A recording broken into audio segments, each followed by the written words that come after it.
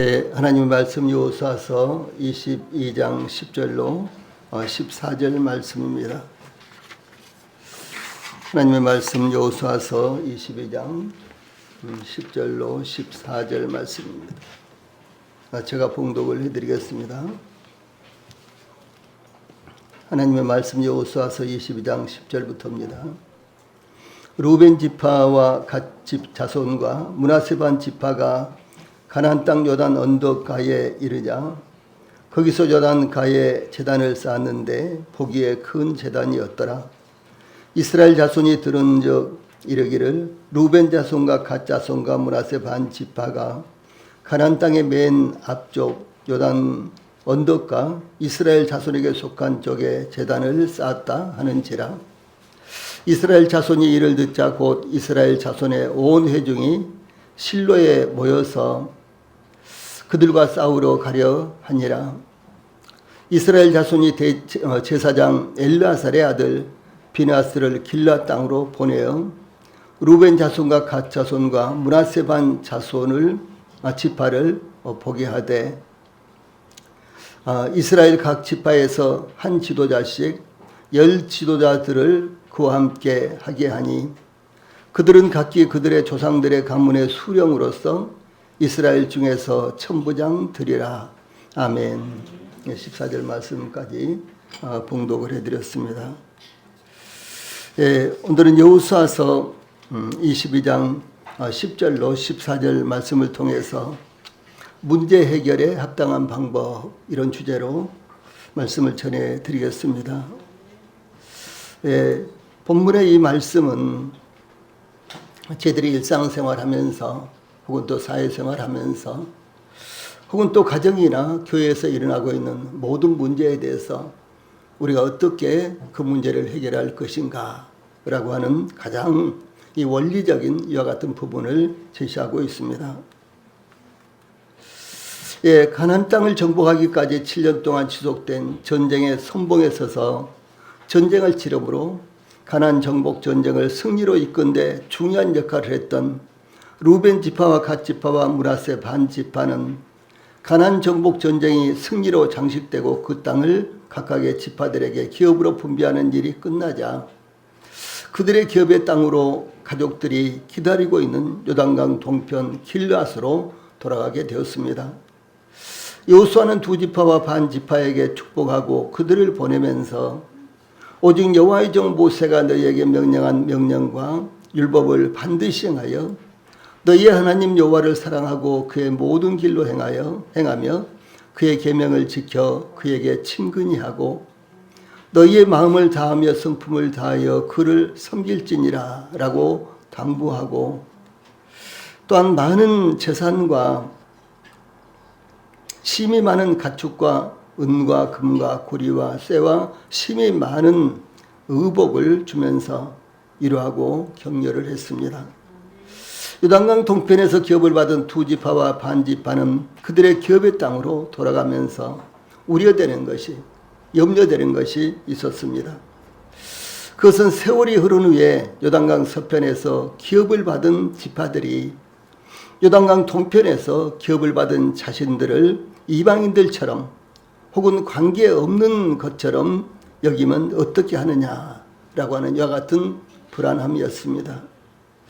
그러므로 그들은 요단강을 건너 그들의 기업의 땅으로 돌아가기 전에 그들도 요단강 서편에 기업의 땅과 관련이 있다는 흔적을 남기기로 의논이 되었습니다. 이들은 하나님의 백성으로 인정받고 이스라엘과 함께하는 것이 그들의 생명과도 같은 일이라고 생각되었기 때문입니다. 제일 먼저 10절 말씀은 문제가 발생하는 것을 나타내고 있습니다. 요단강 동편에서 기업을 받은 두 지파와 반 지파가 여호수아의 지시를 받아 그들의 기업의 땅으로 돌아가다가 요단강에 이르러 강변 언덕에 갑자기 단을 쌓았습니다.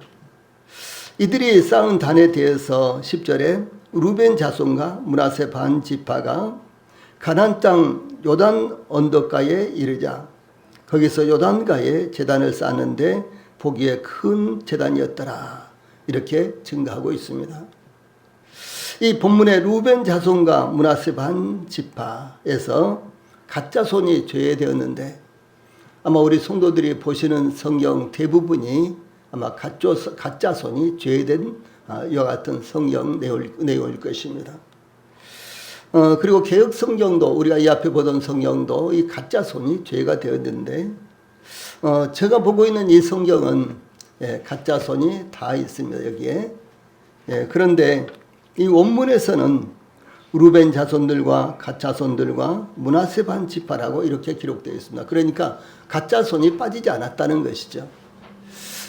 그래서 히브리어 성경 원어에서도 루벤 자손과 갓자손과 므낫세 반 자손, 루벤 지파와 갓 지파와 므낫세 반 지파 이렇게 이 세 지파, 그러니까 두 지파 반이 그대로 기록이 되어 있습니다. 그런데 우리 말로 번역을 하면서 여기에 갓자손이 갓지파가 빠졌는데 그것이 마치 전통적인 것처럼 계속해서 그렇게 번역이 되고 있는데 이것은 잘못된 것입니다. 우리가 이 본문을 통해서 어디에서나 문제는 발생한다라고 하는 것, 곧 문제가 발생하는 것은 필연적인 것입니다.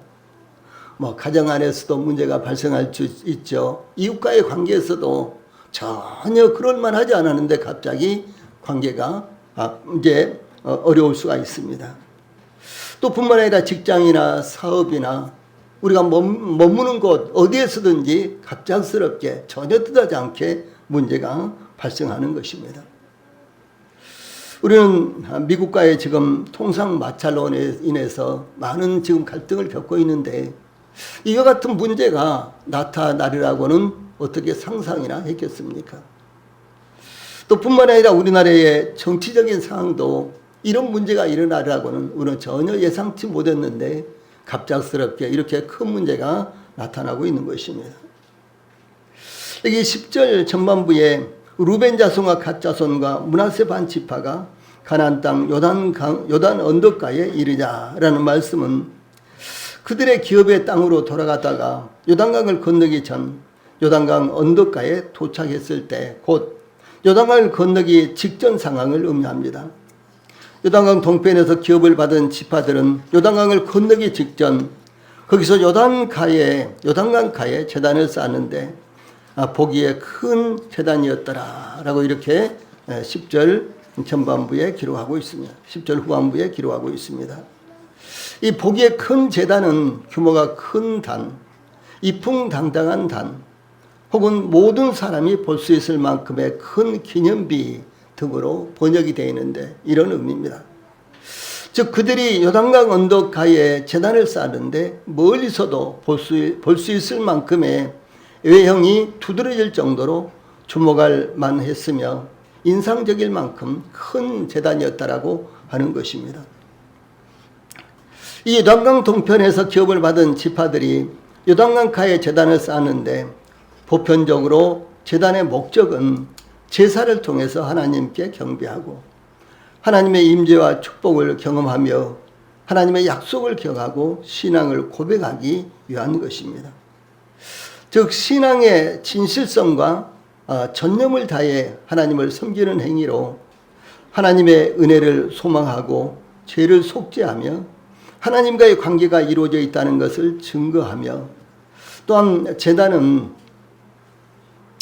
신앙의 표현으로 제물과 헌금을 바치거나 종교적인 제사, 예배, 기도 등 다양한 종교 의식을 행하는 장소이자 설치물입니다. 그러므로 이스라엘의 역사 가운데 제단을 쌓는 이와 같은 일이 자주 나타났고 또 뿐만 아니라 성막에서도 그리고 성전에서도 제일 먼저 입구에 들어가자마자 바로 제단이 설치되어 있습니다. 그것은 제단이 그 무엇보다도 가장 중요한 것이다 라는 사실을 의미하는 것입니다. 아마 우리 성도들이 가정의 제단을 쌓아야 된다. 기도의 제단을 쌓아야 된다. 말씀의 제단을 쌓아야 된다. 이런 말씀들을 들어봤죠. 이것은 당연히 보이지 않는 제단입니다. 눈으로는 보이지 않는 제단입니다. 돌로 싼다든가 뭘로 만든다든가 이런 제단이 아니라 예, 우리가 하나님 앞에 나오는 이와 같은 일상적인 신앙생활이 이 변함없이 지속적으로 이루어져야 한다라고 하는 것을 의미하는 것입니다. 우리가 아침에 일어나서 하나님 앞에 먼저 기도하고 하나님의 말씀을 통해서 하나님과 교제하며 또 하나님의 말씀을 받으며 이와 같은 것들이 통상적으로 우리가 이제 경건의 시간, 큐티 이렇게 말하는데 이와 같은 신앙생활이 바로 우리의 신앙의 재단이 쌓아지는 것을 의미하는 것입니다. 여기에 이제 재단이란 말씀이 나오는데 이 성경에 나타난 재단의 종류는 제사 드리는 대상과 용도에 따라 다양하게 나뉘는데 대표적으로는 성경에 나타난 재단은 두 가지 재단이 있습니다. 하나님께 제물을 바쳐 드리는 번제단과 향을 피워드리는 분향단이 있습니다. 이 번제단은 불에 태워서 드려지는 제사용으로 짐승의 희생 제물이나 소제물을 태워드리는 제단으로 죄를 속죄하고 혼신을 드리는 용도로 사용되었습니다. 이 분향단은 향을 피워 드리는 제단으로 성소 안에서 드려지는 제사에 사용되었습니다. 이것은 이 번제단은 소위 우리가 이 하나님께 나아가는 이와 같은 길을 여는 것이며 또 뿐만 아니라 하나님과 우리 믿는 사람들의 관계가 어떻게 정립이 되어 있느냐 하는 것을 나타낸 것입니다. 그런가 하면은 이 분향단은 하나님과 향단은 하나님과 지속적으로 이 관계 유지를 위한 것입니다. 그래서 향단은 기도하는 곳 이렇게 이제 말씀하고 있고요. 그 다음에 번제단은 우리의 죄가 대속된 곳 이렇게 의미를 하는 것입니다. 이 하나님의 백성들에게 있어서 이 제단을 쌓는 것은 대단히 중요한 것이었습니다. 저는 지금 물리적으로 제단을 쌓는 것을 말씀드릴 텐데 우리 성도들이 이와 같은 말씀을 통해서 우리가 영적인 제단을 어떻게 쌓아야 되는가 이런 부분을 마음에 꼭 두시기를 바랍니다. 아담의 두 아들 가인과 아벨은 각각 제사를 드렸는데 이는 제단을 쌓아 그 위에서 드렸다는 것을 의미합니다. 이 성경은 가인은 땅의 소산으로 제물을 삼아 여호와께 드렸고 아벨은 자기도 양의 첫 새끼와 그 기름으로 드렸더니 여호와께서 아벨과 그의 제물은 받으셨으나 가인과 그의 제물은 받지 아니하신지라 라고 이렇게 증거하고 있습니다. 또한 세상을 멸망시켰던 홍수가 끝난 후에 노아가 여호와께 제단을 쌓고 모든 정결한 짐승과 모든 정결한 새 중에서 제물을 취하여 번제로 제단에 드렸더니 여호와께서 그 향기를 받으시고 라고 이렇게 증거하고 있습니다. 아브라함이 하나님의 부르심을 받아서 가나안 세겜 땅 모래 상수리 나무에 이르렀을 때 위에 있는 말씀 같이 읽어봅시다. 시작. 여호와께서 아브라함에게 나타나 이르시되 내가 이 땅을 내 자손에게 주리라 하신지라. 자기에게 나타나신 여호와께 그가 그곳에서 제단을 쌓고 거기서 베델 동쪽 산으로 옮겨 장막을 치니 서쪽은 베델이여 동쪽은 아이라.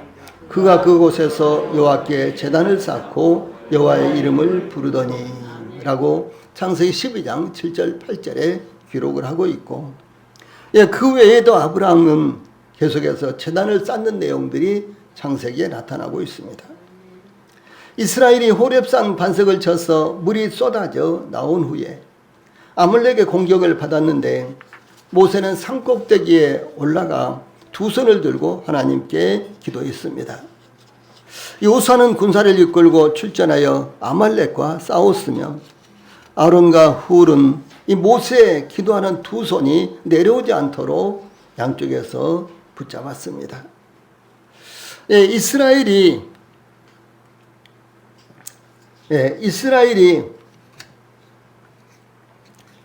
아말렉과 그 백성을 쳐서 무찔러 승리하자 모세가 제단을 쌓고 그 이름을 여호와 니시라 불렀는데 여호와 니시는 여호와는 나의 깃발, 여호와는 나의 승리라는 이와 같은 뜻입니다.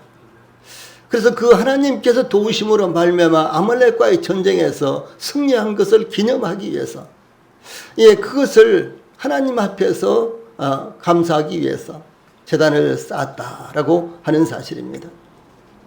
또 뿐만 아니라 하나님께서 모세를 통해서 십계명을 선포하시고 성막을 건축하기 이전에 이미 제단을 어떻게 쌓을 것인가, 그리고 제단을 어떻게 활용할 것인가, 이와 같은 점에 대해서 말씀하셨는데, 아래에 있는 말씀 같이 읽읍시다. 시작.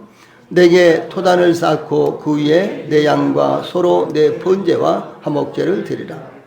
내가 내 이름을 기념하게 하는 모든 곳에서 내게 임하여 복을 주리라. 내가 내게 돌로 제단을 쌓거든 다듬은 돌로 쌓지 말라. 내가 정으로 그것을 쏘면 부정하게 함이니라. 너는 층계로 내 제단에 오르지 말라. 내 하체가 그 위에서 드러날까 함이니라. 이렇게 말씀하셨습니다. 이와 같이 이스라엘 백성들이 성막을 만들기 전에, 그리고 십계명을 하나님께서 주시고, 그리고 성막을 만들기 전에 그 사이에 하나님께서 제단을 어떻게 쌓을 것인가, 어떻게 그것을 활용할 것인가, 이렇게 말씀하신 것은 제단이 하나님과 하나님께서 선택하신 백성들과의 그 사이에 대단히 중요하다는 사실을 말씀하신 것입니다. 그러므로 그 어떤 율법보다도 하나님께서 제시하신 대로 제단을 쌓고 하나님께 예배드리는 것이 더 중요한 것이다 라고 하는 것입니다.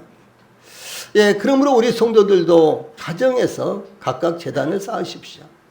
또 개인적으로 하나님 앞에서 제단을 쌓으십시오. 기도의 제단, 찬양의 제단, 또 뿐만 아니라 하나님과의 교제의 제단, 이런 제단들을 우리 성도들이 쌓으시기를 바랍니다. 두 번째로 11절 12절에서는 분쟁의 동기가 나타나고 있습니다. 이스라엘 자손이 들은 적 이르기를 루벤 자손과 갓 자손과 므낫세 반 지파가 가나안 땅의 맨 앞쪽 요단 언덕과 이스라엘 자손에게 속한 쪽에 제단을 쌓았다 하는지라. 이스라엘 자손이 이를 듣자 곧 이스라엘 자손의 온 회중이 실로에 모여서 그들과 싸우러 가려 하니라. 이렇게 말씀이 나타납니다. 요단강 동편에서 기업을 받은 두 지파와 반 지파가 그들의 기업의 땅으로 돌아가다가 요단강 서편 언덕에 큰 제단을 쌓았는데, 요단강 서편에서 기업을 받은 9지파와 반 지파가 요단 동편의 지파들이 쌓은 제단에 대해 어떻게 반응하였느냐라고 하는 것입니다. 이것은 요단강 동편에서 기업을 받은 두 지파와 반 지파의 의도가 좋았을지라도, 그들의 의도가 선한 것이었을지라도 요단강 서쪽 지파와 사전에 의논했더라면 이런 오해를 불러오지 않았을 것입니다. 이 교회 안에서도 그렇습니다. 그 일이 선하고 바람직한 일이라고 할지라도 그 일을 몇몇 성도들과 아니면 교회 지도자들과 함께 의논하고 처리하는 것이 대단히 합리적이고 복된 일이다라고 하는 사실을 저희들에게 말씀하고 있는 것입니다. 이것은 비단 우리 성도들 중에서 가장이라고 할지라도 가족들을 무시하고 내지는 가족들에게 전혀 이야기하지 않고 혼자서 독단적으로 일을 저지르거나 처리한다든가, 내지는 우리 성도들이 회사의 오너라든가 혹은 사회에서 지도자라고 할지라도 어떤 일을 할 때는 혼자서 처리하는 것보다도 가까이 있는 분들과 가까운 지도자들과 함께 일을 의논하고 그리고 토론해서 처리하는 것이 훨씬 바람직한 것이다 라는 사실을 저희들에게 교훈하는 것입니다. 여호수아가 요단강 동쪽에서 기업을 받은 지파들을 보낼 때에도 그들은 서로 축복하며 기쁨으로 헤어졌습니다. 그런데 요단강 동편에서 기업을 받은 지파들이 그들의 기업의 땅으로 돌아가다가 요단강 언덕에 큰 제단을 쌓았다는 것은 요단강 서편에서 기업을 받은 지파들 곧 이스라엘 자손이 이를 듣자 곧 이스라엘 자손의 온 회중이 실로에 모여서 그들과 싸우러 가려 하니라 라고 상황이 급변하고 있는 것을 볼 수가 있습니다. 즉 요단강을 사이에 두고 요단강 서쪽에서 기업을 받은 지파들은 요단강 동쪽에서 기업을 받은 지파들과 싸우러 가자고 하는 상황이 일어났던 것입니다. 주 예수님께서 성전을 더럽히는 자들에 대해서 예수께서 성전에 들어가사 성전 안에서 매매하는 모든 사람들을 내쫓으시며 돈 바꾸는 사람들의 상과 비둘기 파는 사람들의 의자를 둘러부시고 그들에게 이르시되 기록된 바 내 집은 기도하는 집이라 일컬음을 받으리라 하였거늘 너희는 강도의 소굴을 만드는도다. 이렇게 책망을 하셨습니다. 예, 그런데 요단강 동편에서 기업을 받은 지파들이 그들의 기업의 땅으로 돌아가면서 제단을 쌓는 이유는 무엇일까요?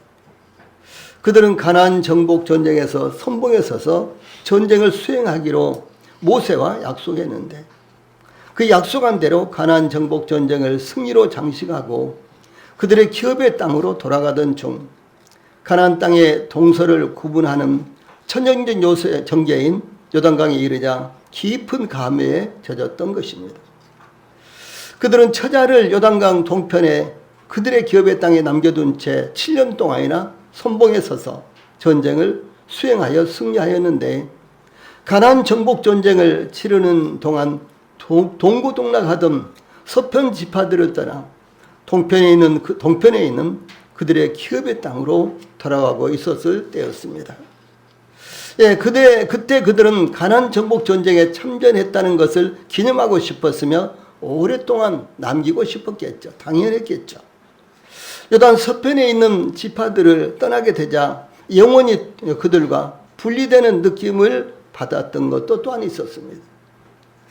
그들이 목숨을 바치고 가나안 정복 전쟁의 선봉에 서서 이 가나안 정복 전쟁을 승리로 이끌었는데 그것을 오랫동안 기억하고 싶어 또 남기고 싶었고 또 뿐만 아니라 이제 요단강을 사이에 두고 이와 같이 요단강을 사이에 두고 이와 같이 이제 요단강 동쪽의 지파, 요단강 서쪽의 지파 이것이 영원히 그들이 한 민족인데 하나님의 같은 백성인데 그런데도 불구하고 그들이 영원히 분리된 것만 같은 이런 느낌을 받게 된 것은요 어쩔 수가 없는 일이었습니다.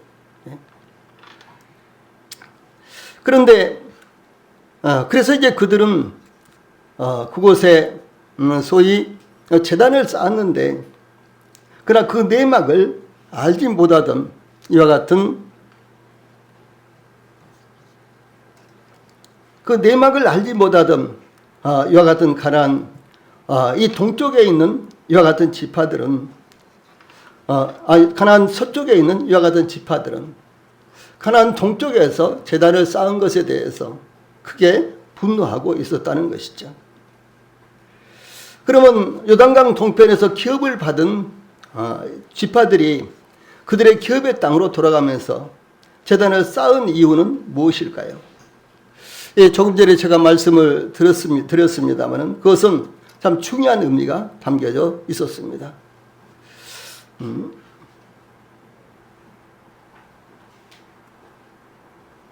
예.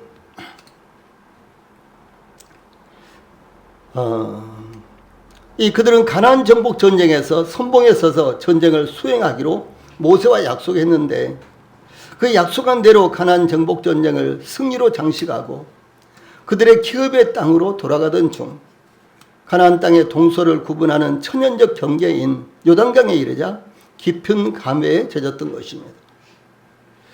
예, 그들은 이와 같이 그들이 동고동락했던 이와 같은 서편에 있는 지파들과의 관계가 계속될 것을 되는 것을 원했고 또 그들이 목숨을 걸고 이와 같이 전쟁에 참전했던 것을 기념하고 또 남기고 싶었던 것입니다. 그러나 그 내막을 알지 못하던 요단강 서편 지파들은 요단강 동편 지파들이 하나님의 율법을 어기고 또 다른 제단을 쌓음으로 이스라엘의 단일성을 깨뜨리는 것으로 오해를 했습니다. 하나님께서 하나님의 제단은 오직 한 곳에만 쌓여야 한다라고 말씀하셨습니다. 그러니까 이스라엘 백성들이 가나안 땅에 들어가서 정착한 후에는 뭐 루벤 지파도 하나 쌓고 또 유다 지파도 하나 쌓고 아니면 뭐 다른 지파도 하나 쌓고 이렇게 하는 것이 아니라 전체에 이스라엘 전체에 단 하나의 단만 쌓아야 된다라고 이렇게 말씀하신 것입니다.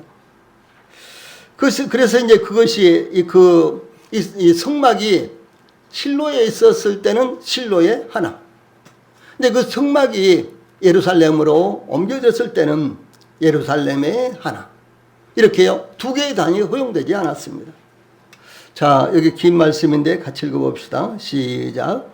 오직 너희의 하나님 여호와께서 자기의 이름을 두시려고 너희 모든 지파 중에서 택하신 곳인 그 계실 곳으로 찾아 나아가서 너희의 번제와 너희의 제물과 너희의 11조와 너희 손의 거제와 너희의 서원제와 낙헌 예물과 너희 소와 양의 처음 난 것들을 너희는 그리로 가져다가 드리고 거기서 곧 너희의 하나님 여호와 앞에서 먹고 너희의 하나님 여호와께서 너희의 손으로 수고한 일에 복 주심으로 말미암아 너희와 너희의 가족이 즐거워할지니라.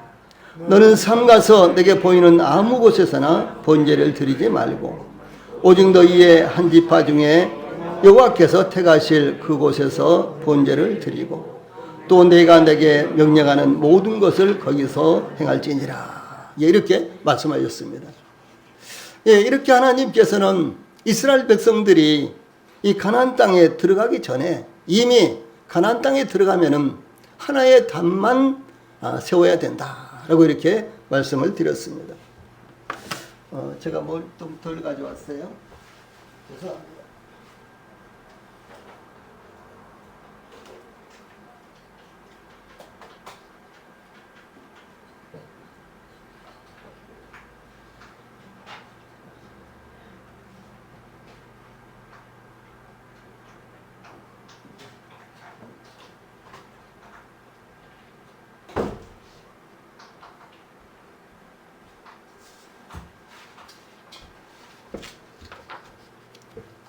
원고를 빠뜨려 먹었어요.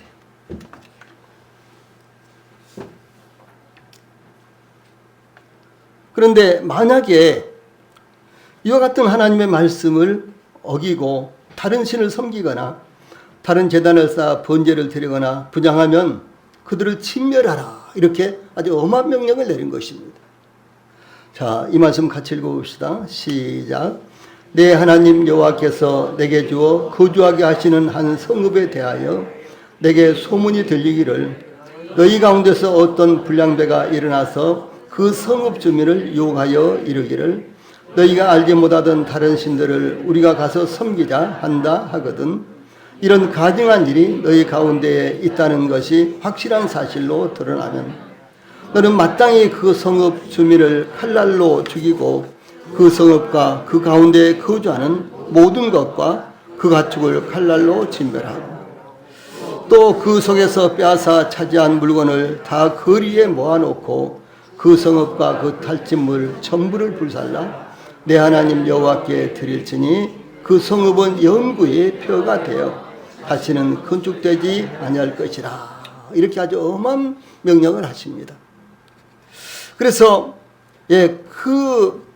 제단만 헐 것이 아니고 다른 제단을 쌓으면 그 제단만 헐어버리는 것이 아니고 그 지역에 살고 있는 모든 주민들을 전부 다 진멸하고 또 뿐만 아니라 그들의 모든 소유물을 거리에다 가지고 나와서 거리에 쌓아놓고 불을 질러서 다 없애버려라. 이렇게 말씀을 하신 것입니다. 이것이 얼마나 엄한 이와 같은 명령입니까? 그래서 이제 이스라엘 백성들에게 하나님께서 말씀하신 것은 절대로 두 개의 단이 있으면 안 된다. 오직 중앙성소. 그래서 성전이 건축되었을 때는 성전에 이제 제단이 있죠. 그 제단 하나만 있어야 된다라고 이렇게 말씀을 하신 것입니다. 이와 같이 하나님께 제사를 드릴 단 하나의 제단만을 명령하신 것은 이스라엘의 분열을 막으며 세속화가 되는 것을 막으며 하나님께서 가르치신 제사 방법 외에 다양한 방법이 시도되는 것을 방지하기 위한 것이었습니다. 그러므로 이스라엘 모든 남자들은 매년 3번, 즉 무교절과 맥추절과 수장절에는 중앙성소를 방문하도록 규정하므로 자동적으로 이 단일성을 유지할 수 있는 제도가 마련되었습니다. 그러므로 하나님께서 제정하신 이 제도를 잘 지킨다면 다른 장치가 없어도 이스라엘의 결속은 지속적으로 이루어질 수 있었던 것입니다. 이 말씀을 통해서 우리가 배울 수 있는 교훈은 이스라엘의 사례에서 우리가 보듯이 교회에 하나 되는 것도 결국은 하나님의 말씀으로 하나가 되어야 하며 하나님의 말씀 앞에 엎드릴 때 세속적인 것에 물들지 않게 된다라고 하는 사실입니다.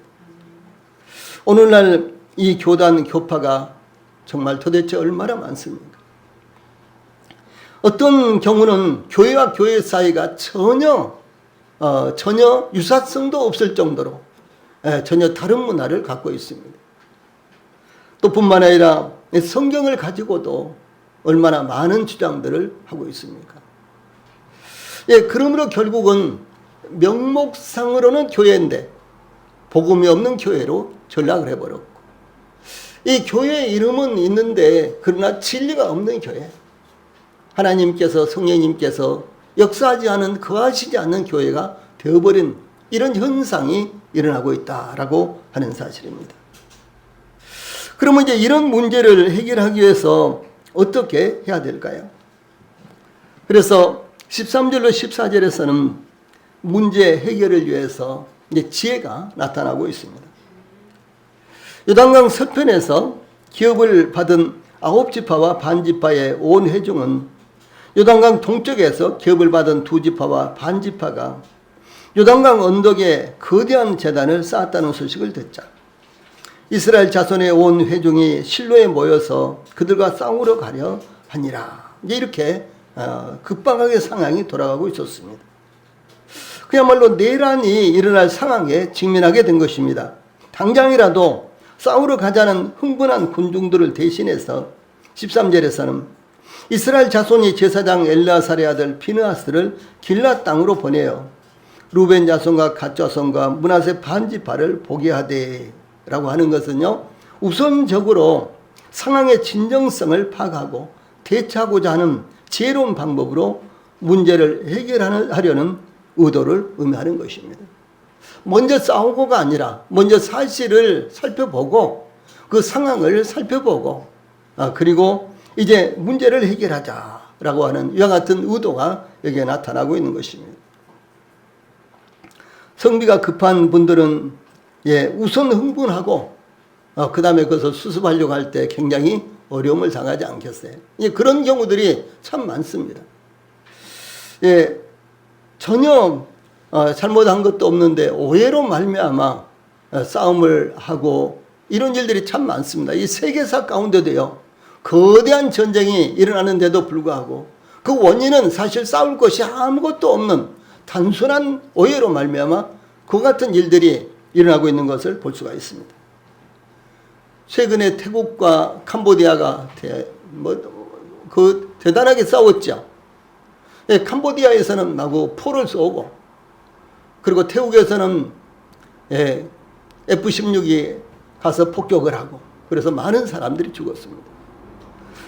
그런데 사실은 물론 이제 태국과 캄보디아는 이제 대대로 앙금들이 쪽이 있습니다. 그런데 이번에 전쟁이 발발한 그 상황에서는요, 전혀 싸울 일이 없었습니다. 그냥 지나가면서 들을 정도의 그런 이야기들이었습니다. 그런데도 불구하고 서로 길을 세우고 그렇게 엄청난 전쟁을 일으켰던 것입니다. 그래서 군중은 이 작은 일에도 흥분을 하고 충동내는 것입니다. 말씀드렸던 대로 태국, 인도네시아, 네팔 등에서 일어난 이 반정부 시위는 정부와 시위대 간의 거대한 충돌을 야기시켜서 많은 살상자들이 났습니다. 이 전쟁이 아니라 이게 이와 같은 반정부 시위가 지금도 계속되고 있습니다. 과거 우리나라도 시위가 발생할 때마다 다양한 물리적인 방법이 동원되었습니다. 그래서 많은 사람들이 죽음을 당하기도 하고 그랬었죠. 이와 같이 요단강 서편의 지파들의 군사들이 한꺼번에 몰려갔다는, 상황도 제대로 파가지도 않은 채 동족들 사이에 큰 싸움이 일어났을 것입니다. 그러므로 먼저 소수의 대표자들을 파견하여 상황을 파악하는 것은 문제 해결을 위해서 대단히 합당한 방법이다라고 하는 사실입니다. 문제된 상황을 파악하기 위해서 대표로 뽑힌 사람은 대제사장 엘르아살의 아들 비느하스라고 이렇게 밝히고 있습니다. 이 비느하스는 믿음과 충성심을 겸한 대제사장이었습니다.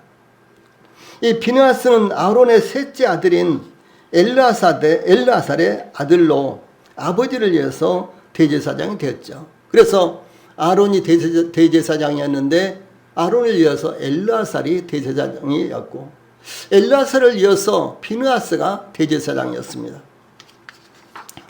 그런데 이 비느하스의 공적은 이 바알부올의 사건에서 나타나는데, 이스라엘의 대적 발람이 모압 왕 이 발락이 제시하는 제물에 눈이 어두워서 모압 땅 시딤에서 사간꾀를 내어 미디안 여인들이 그들의 제사에 이스라엘을 초청하여 유혹함으로 이스라엘이 우상 숭배에 빠지게 된 큰 범죄 사건이 있었는데, 이스라엘이 영적 도덕적으로 타락하여 하나님께 큰 징계를 받게 되었을 때 비느하스는 거룩한 의분으로 간부 시므리와 고스비를 제거함으로 이스라엘을 구원했던 위대한 인물이었습니다. 이 사건으로 인해서 하나님께서는 제사장 아론의 손자 엘르아살의 아들 비느하스가 내 질투심으로 질투하여 이스라엘 자손 중에서 내 노를 돌이켜서 내 질투심으로 그들을 소멸하지 않게 하였도다. 그러므로 말하라, 내가 그에게 내 평화의 언약을 주리니 그와 그의 후손에게 영원한 제사장 직분의 언약이라. 그와 그의 하나님을 위하여 질투하여 이스라엘 자손을 속죄하였음이니라 라고 이렇게 말씀하고 있습니다. 여기 11절로 13절, 그러니까 민수기 25장 11절로 13절 가운데는 질투라는 말이 네 번이나 나옵니다. 하나님은 질투하시는 분이십니다. 다시 말해서 하나님은 이 하나님의 백성들이 하나님을 의지하고 하나님을 섬기고 그렇게 해야 되는데, 우상을 가까이 하거나 우상을 섬겼을 때 하나님께서는 질투하신 분이십니다. 그러므로 우상 숭배가 얼마나 하나님 앞에서 악한 것인지 구약 성경과 신약 성경에는요 계속해서 수도 없이 아마 가장 많이 나타나는 것이 우상 숭배라고 이렇게 볼 수가 있습니다. 그 정도로 하나님께서 엄히 경계를 하셨습니다. 그런데 그 하나님의 질투심을 비느하스가 마음에 갖고 그 질투심으로 그 의분으로 그래서 범죄자들을 처단한 것, 그것이 하나님 앞에서 아름답고 귀하게 여겨졌던 것입니다. 그래서 이 비느하스는 하나님 앞에 칭찬을 받고, 그리고 이제 비느하스를 이어서, 그러니까 이 제사장 이제 아론이 대제사장이었죠. 아론을 이어서 엘르아살을 이어서 비느하스. 이제 이 계보가 영원히 이스라엘의 제사장이 될지다 이렇게 말씀하신 것입니다. 원래 이제 제사장은 이제 아론이 대제사장이요, 아론의 네 아들이 제사장이었죠. 그런데 이제 아론의 두 아들은 성전에서, 이 성막에서 불을 잘못 이제 사용해서 그 자리에서 죽었고, 그 다음 이제 두 아들이 이제 제사장이었는데, 그래서 제사장 계보는 아론의 두 아들 엘르아살과 이다말이라는 그 두 아들의 계보로 쭉 이렇게 이어져 내려왔습니다.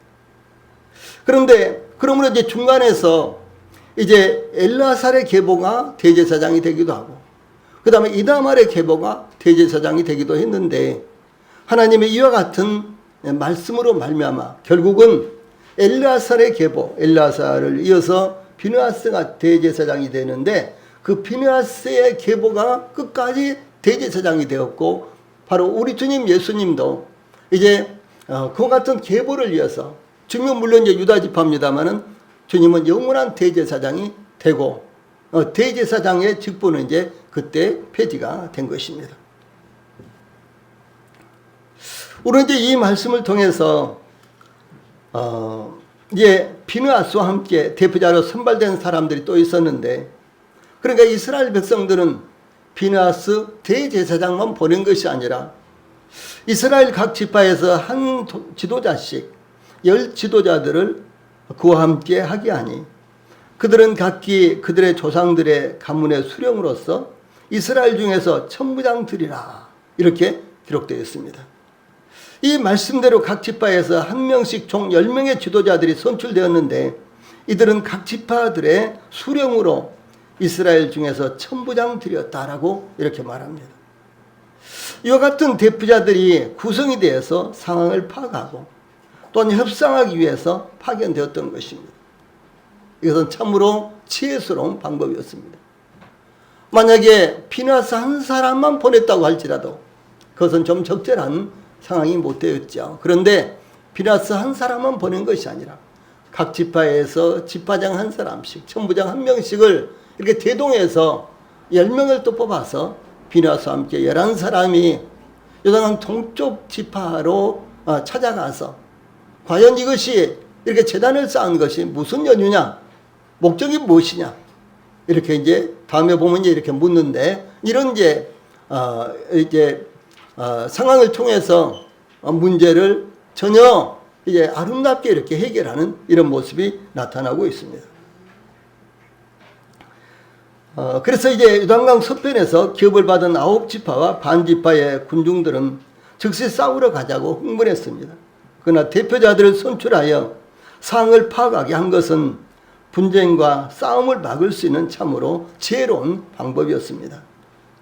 예, 그러므로 우리 성도들도 어떤 일이든지 충동을 받은 대로 행동하기 이전에 먼저 신중하게 하나님 앞에서 기도하고 또 주변에 있는 성도들과 의논하고, 이렇게 함으로 말미암아 상황을 파악하고 지혜로운 방법을 활용하는 것이 분쟁을 막는 일이요 또한 덕스럽게 문제를 해결하는 길이다라는 사실을 기억하시기 바랍니다. 예, 찬송 부르시겠습니다.